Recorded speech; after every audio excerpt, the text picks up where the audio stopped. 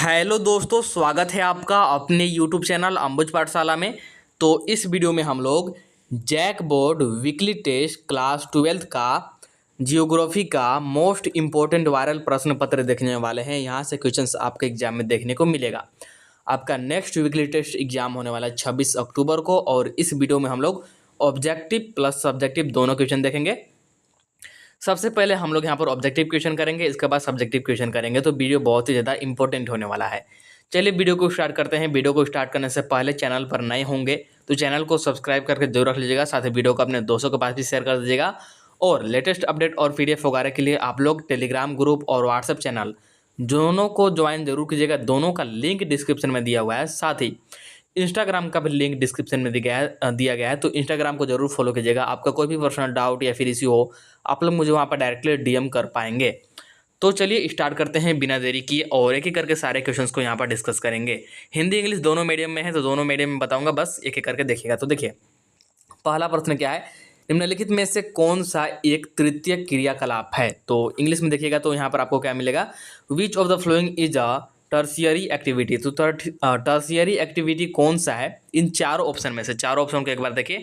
यहाँ पर इंग्लिश में है एग्रीकल्चर और वेइंग, ट्रेड और माइनिंग, और हिंदी में यही है कि खेती, बुनाई, व्यापार और खनन। तो हमसे पूछा है टर्शियरी एक्टिविटी यानी कि तृतीय क्रियाकलाप। तो तृतीय क्रियाकलाप इनमें से कौन सा है, तो व्यापार, यानी कि ऑप्शन नंबर कौन सा जगह, ऑप्शन नंबर C हो जाएगा। यानी कि जो आपका बिजनेस है, ठीक है, बिजनेस बोल लीजिए या फिर ट्रेड बोल लीजिए, तो ये आपका ऑप्शन नंबर C हो जाएगा। ठीक है, तो ऑप्शन नंबर C हो जाएगा, बिल्कुल सही पहला नंबर वाला क्वेश्चन का। इसके बाद देखिए सेकेंड नंबर वाला क्वेश्चन हमसे क्या बोल रहा है, निम्नलिखित क्रियाकलापों में से कौन सा एक द्वितीयक सेक्टर का क्रियाकलाप नहीं है। तो जो आपका सेकेंडरी है ना, सेकेंडरी सेक्टर, उसका कौन सा एक्टिविटी नहीं है, ये आपसे पूछ रहा है। इंग्लिश में देख लीजिए, विच of the following is not a secondary sector activity. यहाँ पर ध्यान दीजिएगा, नोट अ पूछा है, note a secondary sector activity. तो या तो प्राइमरी होगा या फिर टर्शियरी होगा या फिर अदर्स होगा। कहने का मतलब है सिर्फ और सिर्फ सेकेंडरी नहीं होना चाहिए, मतलब कि द्वितीय क्रियाकलाप नहीं होना चाहिए। तो सही आंसर हमारे पास क्या जाएगा, सही आंसर हो जाएगा मछली पकड़ना, जो कि ऑप्शन नंबर C में है। ऑप्शन नंबर C हो जाएगा आपका बिल्कुल सही। यानी कि फिशिंग जो है आपका ये सेकेंडरी सेक्टर नहीं है, इसीलिए ऑप्शन नंबर C हो जाएगा बिल्कुल सही। इसके बाद आगे बढ़ते हैं।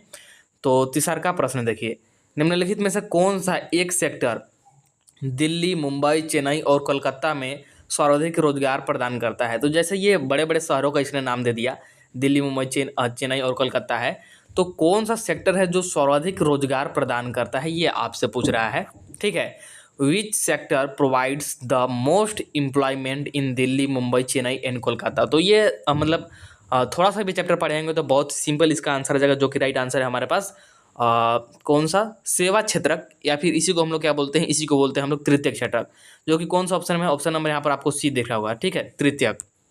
इंग्लिश में देखिएगा, इंग्लिश में यहाँ पर हो जाएगा कौन सा, टर्शियरी। कौन सा टर्शियरी जाएगा, ऑप्शन नंबर C। ध्यान दीजिएगा कि अगर यहाँ पर तृतीयक ना देकर के, मतलब कि तृतीयक सेक्टर ना देकर के, यहाँ पर सेवा भी बोल सकता है। ठीक है, सेवा सेक्टर भी बोल जाता है, तो दोनों सेम ही होता है। सेवा सेक्टर बोलिए, मतलब कि सेवा यहाँ पर जो क्रियाकलाप है या फिर तृतीय क्रियाकलाप है, दोनों सेम ही बात है। इसके बाद आगे बढ़ते हैं। इसके बाद फोर्थ नंबर वाला देखिए क्या है, वे कार्य जिनमें उच्च परिश्रम और उच्च स्तर वाले अन्वेषण शामिल होते हैं कहलाते हैं। इंग्लिश में देखिए, the activities that involve high level and high level exploration are called. तो इसको हम लोग क्या बोलते हैं, मतलब ये कौन सा सेक्टर के बीच आ जाएगा, ये आपसे पूछ रहा है।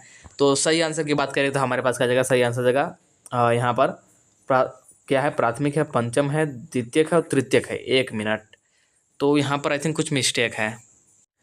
तो यहाँ पर एक ऑप्शन मिसिंग है, तो यहाँ पर आप लोग इसको डिलीट करके एक ऑप्शन ऐड कर लीजिए, जो कि हो जाएगा आपका चतुर्थ क्रियाकलाप। कौन सा, चतुर्थ क्रियाकलाप, यानी कि बोल सकते हैं कोऑर्डिनेट एक्टिविटी। ठीक है, या फिर फोर्थ एक्टिविटी।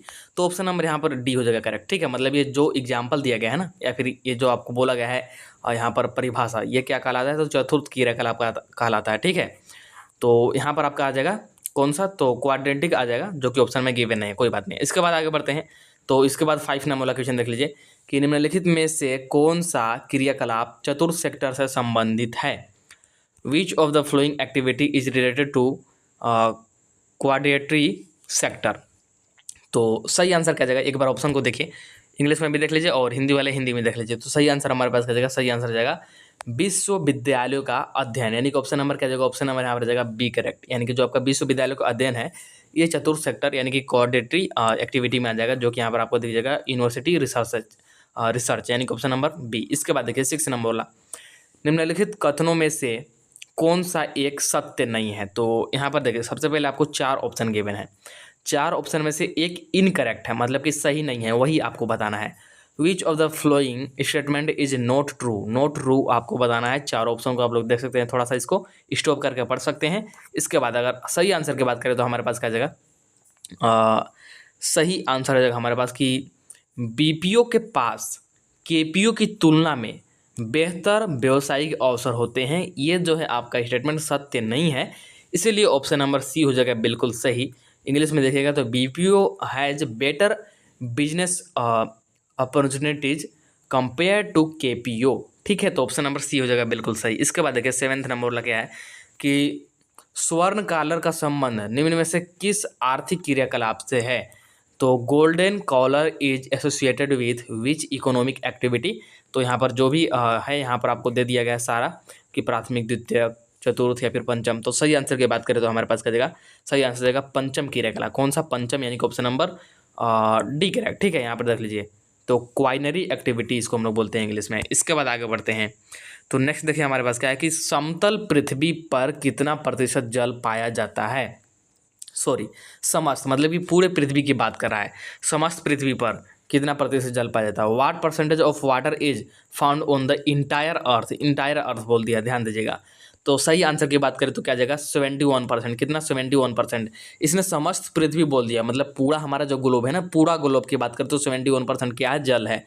तो यहाँ पर ऑप्शन नंबर बी हो जाएगा बिल्कुल सही। इसके बाद देखिए 9 नंबर वाला क्वेश्चन क्या है, जल किस प्रकार का संसाधन है। तो जल कैसा संसाधन है ये आपको बताना है। तो जल कैसा है, ये चक्रीय है, यानी कि ऑप्शन नंबर ग हो जाएगा बिल्कुल सही। जैसे कि वाष्प बनेगा, वाष्प बन के ऊपर जाएगा आसमान में, वहाँ से संघनन होगा, संघनन के रूप में बारिश होगा, बारिश फिर नदियों में जाएंगे, फिर नदियों से वाष्प बनेगा। तो ये ऐसा चलते रहता है जो कि चक्रीय है। तो what type of resource is water, तो ये क्या है, ये साइक्लिक है। तो ऑप्शन नंबर सी हो जाएगा। इसके बाद देखिए जो कि ऑब्जेक्टिव का लास्ट है आपका 10th नंबर वाला, विश्व में भारत का जल संसाधन कितने प्रतिशत भाग में पाया जाता है। विश्व में भारत का जल संसाधन पूछा है कितने प्रतिशत में पाया जाता है। यहाँ पर देखिए इंग्लिश में what percentage of the world's water resource is found in India. तो कितना है, तो ये है आपका 4%, कितना 4%, यानी कि ऑप्शन नंबर ये हो जाएगा बिल्कुल सही 4%, ठीक है। इसके बाद सब्जेक्टिव देखिए जो कि सबसे पहले 2 नंबर वाला है। तो देखिए पहला प्रश्न सब्जेक्टिव का, पर्यटन क्या है। तो उत्तर देखिए, पर्यटन तृतीय क्रियाओं के अंतर्गत शामिल किया जाता है। पर्यटन एक ऐसी यात्रा होती है जो व्यापार के बजाय आमोद प्रमोद अथवा मनोरंजन के उद्देश्य से की जाती है। तो ये हो गया। अगर इसी को इंग्लिश में देखिएगा तो व्हाट इज टूरिज्म, तो आंसर हो जाएगा कि tourism included under tertiary activities, it is a type of travel undertaken for the purpose of reaction और इंटरटेनमेंट रेदर देन ट्रेड, ठीक है। या फिर यहाँ पर बिजनेस भी बोल सकते हैं। तो क्या जाएगा, तो ये हो जाएगा मतलब आपका सही आंसर। इसके बाद देखिए 12 नंबर वाला क्या है कि इंटरनेट क्या है। तो इंटरनेट संचार की आधुनिक सेवा है। यह वाइड एरिया नेटवर्क यानी कि WAN भी कहलाता है, जिसके माध्यम से संपूर्ण देश अथवा महाद्वीप आपस में जुड़े होते हैं। और इसी को इंग्लिश में देख सकते हैं कि व्हाट इज इंटरनेट। तो आंसर जाएगा the internet is an advance communication service, it is also known as wide area network यानी कि WAN, through which entire countries और कॉन्टिनेंट्स आर कनेक्टेड।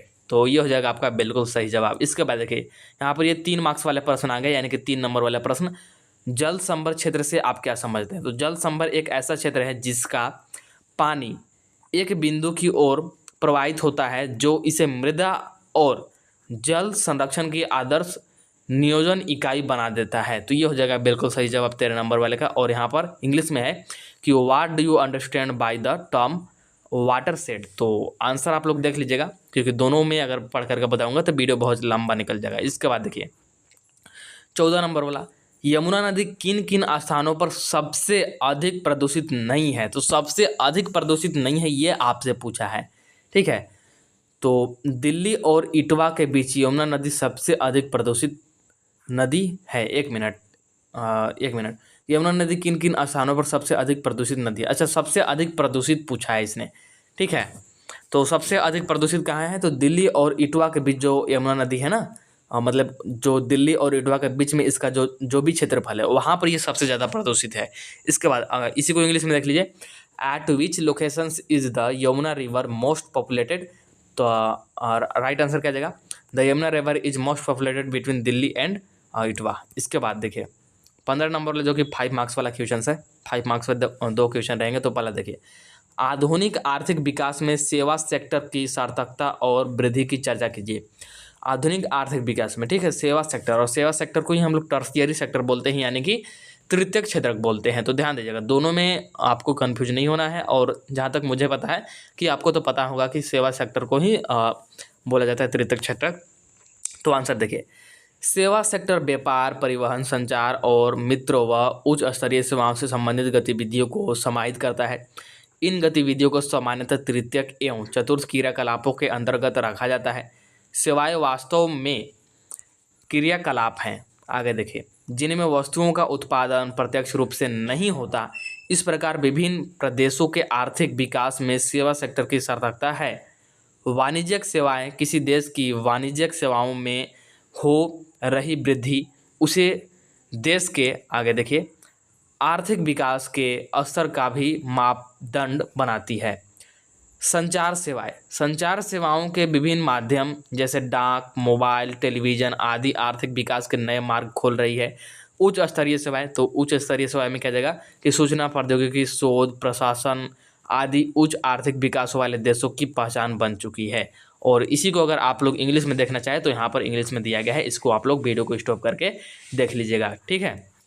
तो देख लीजिए, ये हो जाएगा आपका इंग्लिश में। इसके बाद देखिए लास्ट है जो कि आपका 16 नंबर वाला है कि भूगर्भ जल किसे कहते हैं, भारत में भूगर्भ जल क्षमता कितनी है, ये आपको बताना। तो देखिए यहाँ पर देखिएगा आंसर, पृथ्वी जल की थोड़ी सी मात्रा मिट्टी में प्रवेश कर जाती है, इसे भूगर्भ जल कहते हैं। जड़ोल मृदाओं में जल आसानी से रिस जाता है। भारत के उत्तरी विशाल मैदान में भूगर्भ जल के विकास की संभावनाएं अधिक है। भारत में कुल उपयोगी भूगर्भ जल क्षमता 433.9 अरब घन मीटर है। अकेले उत्तर प्रदेश में ही भूगर्भ जल की क्षमता, सिर्फ उत्तर प्रदेश की बात कर रहा है ना, 19.0% है। महाराष्ट्र, मध्य प्रदेश और तमिलनाडु में भूमिगत जल संसाधनों की संभावित क्षमता बहुत कम है। तो ये हो गया आपका 16 नंबर वाला क्वेश्चन का आंसर। और यहाँ पर आप लोग इंग्लिश में इसको देख सकते हैं। अगर इंग्लिश वाला स्टूडेंट है तो स्टॉप करके लिख लीजिएगा, और इंग्लिश वाला स्टूडेंट कमेंट किया कीजिए कि इंग्लिश से हम लोग यहाँ पर देख रहे हैं, अदरवाइज मैं यहाँ पर इंग्लिश में क्यों आपको प्रोवाइड करा रहा हूँ, ठीक है। तो यहाँ पर आपका कंप्लीट हो गया ऑब्जेक्टिव सब्जेक्टिव जितने भी थे आपके सारे 2 मार्क्स वाले, 3 मार्क्स वाले, 5 मार्क्स वाले, साथ में ऑब्जेक्टिव। तो आपको वीडियो पसंद आया होगा तो वीडियो को लाइक कर दीजिएगा, वीडियो को अपने दोस्तों के पास शेयर कर दीजिएगा, चैनल को सब्सक्राइब करके रख लीजिएगा। चलिए मिलते हैं अगला वीडियो में।